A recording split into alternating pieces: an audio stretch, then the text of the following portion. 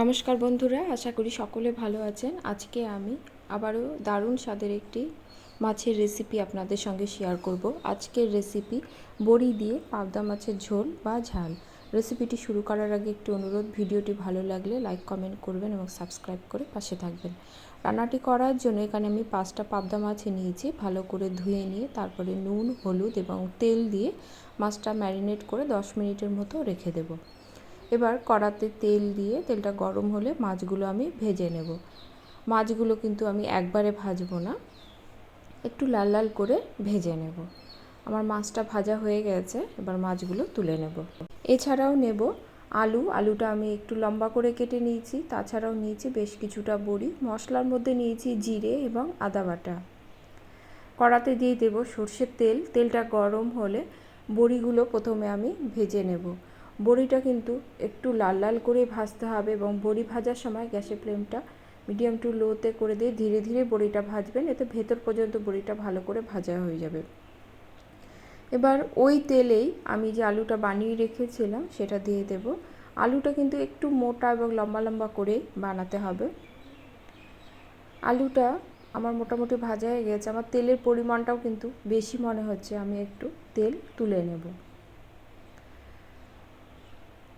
আমি তেল কমিয়ে নেব। কমিয়ে নিয়ে আমি আলুর মধ্যে যোগ করব স্বাদ অনুসারে নুন আর দিয়ে দেব হলুদ। একটা মাঝারি মাপের টমেটো একটু বড় করে অর্থাৎ 4 টুকরো করে দিয়ে দেব ঝাল লঙ্কার গুঁড়ো। সব কিছু দিয়ে মিনিট 3 মতো ভালো করে ভাজা ভাজা করে নেব। এবার আমি এতে দিয়ে দেব জল। জলের পরিমাণটা একটু বেশিই দেব, ঝোলটা ফুটবে এবং ঝোলটা রাখবো সে পরিমাণ অনুসারেই কিন্তু জলটা দিতে হবে।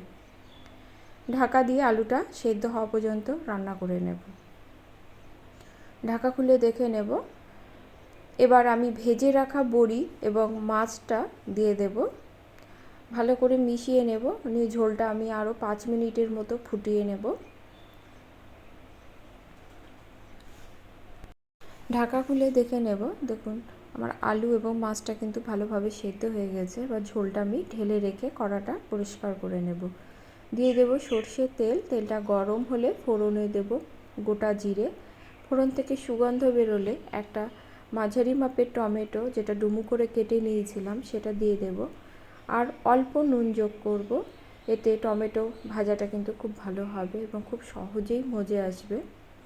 টমেটোটা কিন্তু আমার সুন্দরভাবে মজে গেছে। এবার বেশ কিছু মশলা যোগ করব। দিয়ে দেব বেটে রাখা জিরে এবং আদা। এখানে আমি বাটা মশলা ব্যবহার করছি, আপনারা চাইলে জিরে গুঁড়ো ব্যবহার করতে পারেন। তবে আমি তাজা মাছের ঝোলগুলো একটু বাটা মশলাই করি, এতে টেস্টটা কিন্তু খুব ভালো আসে। মশলাটা 3 থেকে 4 মিনিটের মতো ভালো করে আমি কষিয়ে নিয়েছি। প্রতিবারই কিন্তু অল্প অল্প করে জল দিয়ে মশলাটা কষিয়ে নেব। মশলা কষানো হয়ে গেছে, এবার ঝোলটা আমি ঢেলে দেব। মশলার সঙ্গে ভালো করে মিশিয়ে নেব। আরও 3 থেকে 4 মিনিট আমি ফুটিয়ে নেব।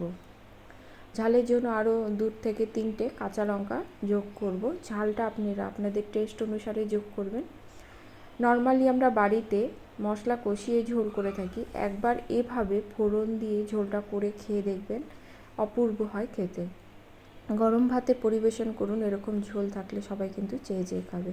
আজ তাহলে এই পর্যন্তই, আবার দেখা হবে। সকলে ভালো থাকবেন।